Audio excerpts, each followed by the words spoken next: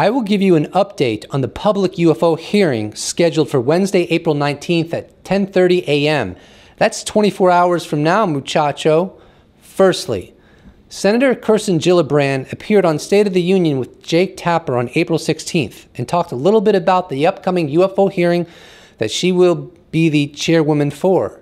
Let's not waste any time and dive right in. I created, along with Senator Warner and Senator Rubio and Senator Heinrich and some others, an office within the DoD and the Intelligence Committee specifically to review every unidentified aerial phenomenon that the military has access to. And we have the most intensely specific technology that can video different aerial phenomenon, that can get radar, heat sensing through our aircraft, through other radar detection.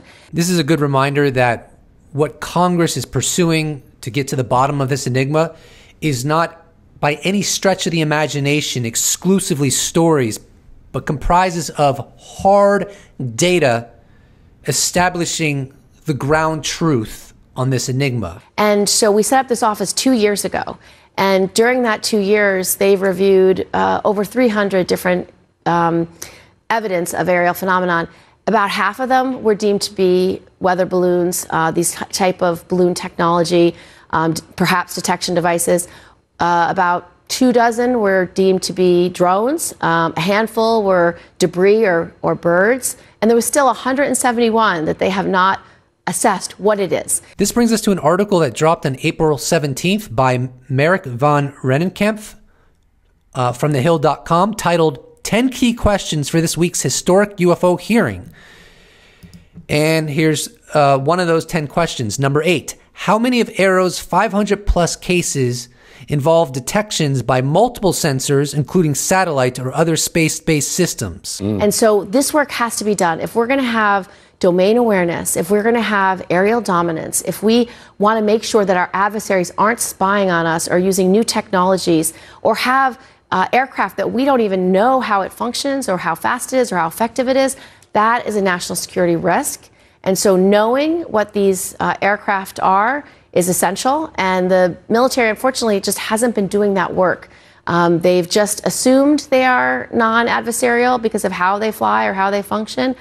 But I think knowing whether you are being spied on through different kinds of technology is essential to our national security. Now, from that most recent segment, there were some key words, key phrases that Senator Gillibrand stated that hint towards technologies that are not conventional in nature.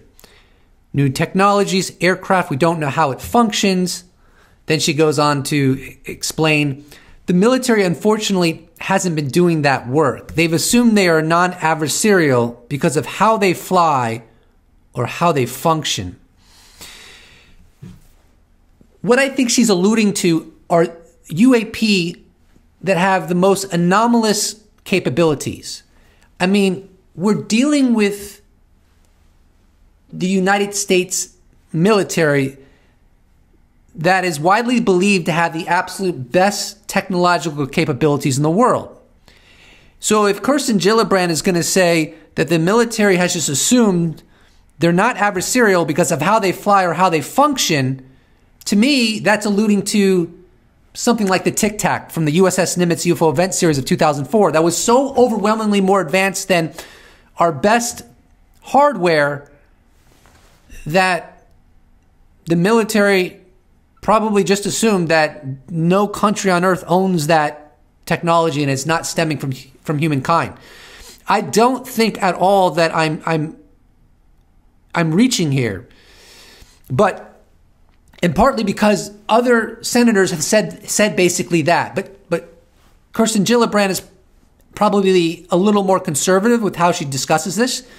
She's a presidential hopeful. She will run again, as far as I understand. So in that light, you could argue she's not going to be like Senator Martin Heinrich or Senator Mitt Romney, who's just going to straight out say, I can't imagine that this technology is stemming from any adversary on earth because it's too advanced. She's going to couch her language a little bit more tactfully than that.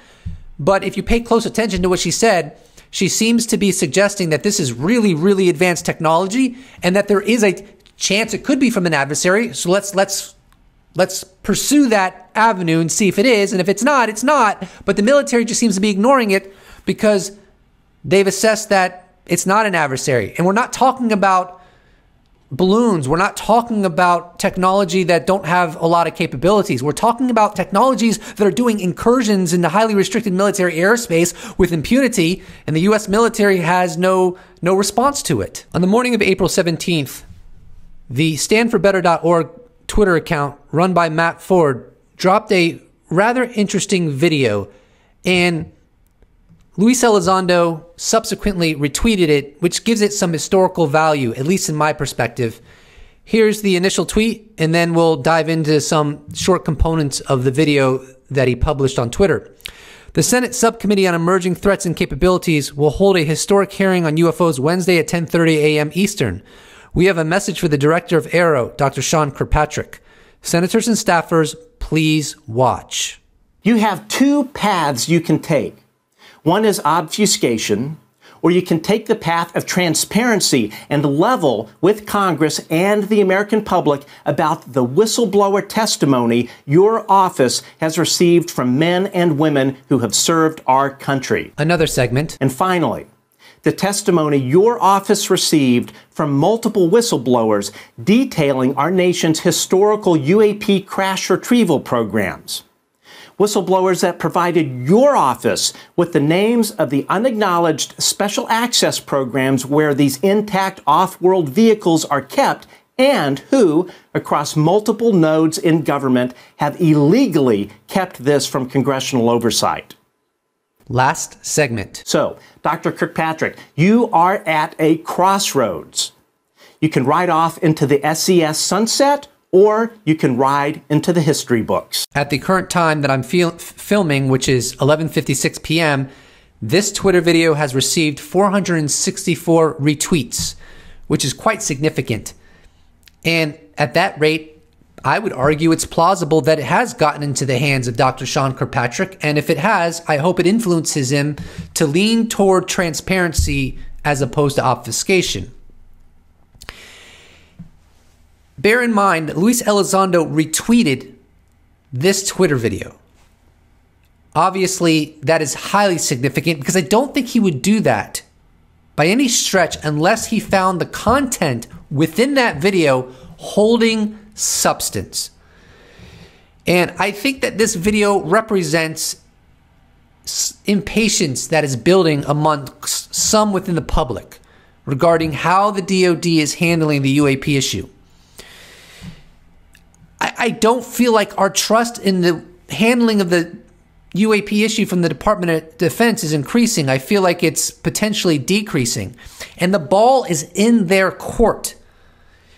If they want to serve the public the way they're obligated, by fulfilling the will of the public, then they're going to have to start speaking about this enigma in the most clear way they can, and not trying to keep it vague or using tactics to leave us scratching our heads about what exactly they know about this enigma. I want to circle back to the article I touched on earlier in this video titled 10 Key Questions for This Week's Historic UFO Hearing by Merrick von Rennenkampf, published on the 17th of April. And go over a few more of those questions because I think they're so compelling. There's more information under each of those questions. I'm not going to go into that depth, but there will be a link in the description below to this article, as well as a link to the Twitter video that I just tackled just now. So let's start looking at some of those questions that Merrick would like to be asked, and frankly, I'd like to be asked in this upcoming public UFO hearing that's going to go live in 24 hours. Of the 500 plus UAP reports by service members in recent years, how many describe remarkable flight characteristics? Does AARO have high confidence that any UAP exhibited highly advanced technology? 2. Are the objects in the now famous Gimbal, Go Fast, and FLIR 1 UAP videos still unidentified? If so, what are AARO's working theories for them? 3. Rigorous, verifiable public analysis of the Navy videos confirm fighter pilot accounts that the objects exhibited highly advanced technology. Is AARO aware of these open source assessments? 4. Has AARO characterized the UAP observed, often via multiple sensors, by dozens of naval aviators off the East Coast in recent years? If not, what is AARO's working hypothesis for these highly anomalous encounters? 5. In a striking development, AARO Director Dr. Sean Kirkpatrick recently co-authored a scientific paper theorizing that extraterrestrial probes may be drawn to water on Earth's surface. To what extent did recent UAP encounters, the most compelling of which occurred over water, inform this groundbreaking paper? 6. Do you agree with former Director of National Intelligence John Ratcliffe's statement that UAP possesses technologies that the United States does not have, and frankly that we are not capable of defending against? Why or why not? 9. How many UAP-related videos and images are in AARO's possession? 10. The U.S. government has a long history of triumphantly highlighting resolved UAP reports while ignoring, downplaying, or force-fitting scientifically absurd explanations onto compelling UAP cases. Recent press reports suggest that this may be occurring again. What steps will AARO take to prevent this? Here's a relevant segment from the article. But federal law requires AARO to analyze unidentified anomalous phenomena. Since U.S. intelligence analysts tracked the massive Chinese surveillance balloon from launch and even watched as unusual weather blew it off its intended course, it was neither anomalous nor unidentified. The balloon incident, therefore, is not a relevant topic of discussion for a hearing focused on AARO. And here is a tweet from Sawan, who has been very proactive in getting information on the upcoming hearing, wrote, Senate UAP hearing, SASC staffers told me that the hearing will be focused on UAPs, and he's not sure if balloons will be part of it. Other members not on the committee can testify if they attend, so expect to see Rubio and others who have signed the AARO Fund Bill. We'll see what happens in 24 hours. And I believe August of 2022, Tucker Carlson had Dr. Gary Nolan on his show. And Dr. Gary Nolan highlights a very important reflection that I think really pertains to all of us as we, as I perceive it, march forward into a post-disclosure world. What law can you remember in the last year or two that has complete bipartisan support? This. Yes. Right? This has brought people together. And people say to me, well, why are you talking about it on this show or that show? I said, because this is above politics. Yes, it certainly is. It has to be. You know, and if we can't talk about this in a non-political way, then why are we bothering with anything? We might as well just silo ourselves and build walls around everybody. That's how I think about it. I personally could not agree more with Dr. Gary Nolan. The bottom line is people are always going to disagree. People are always going to have different politics. Sometimes people are going to be influenced by their religious heritage, and that religious heritage is going to have beliefs that other people are going to find problematic. I mean, this world is very, very old, and no one is born into this world a clean slate. We have our culture, we have our parents, we have our genetic wiring.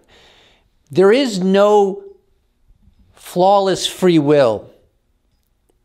And I think that idea that there is conducive to a lot of excessive judgmentalism in our civilization. Which is not to say there's no free will, it's just not cut and dry. But that's another topic from another day. But either way, I think that this topic transcends politics, and it's something that we should all feel comfortable to discuss independent of our other differences. Why not? Isn't it that important? I would argue that it is. And it's a good reminder as this continues to escalate. Please do not forget to subscribe. If you'd like to support this channel, you can check out my merch shop where I sell t-shirts. You can become a patron. You can become a YouTube member. You can give me a one-time donation. All those potentialities can be accessed in the description box below, or you could slap a like on this bad boy and I will appreciate it so very much. Thank you so much for watching, and I look forward to seeing you in the next episode. Special thanks to all patrons, YouTube members, those that have bought merch, those that have given me a one-time donation. I couldn't do without you. Thank you so much. See you in the next episode.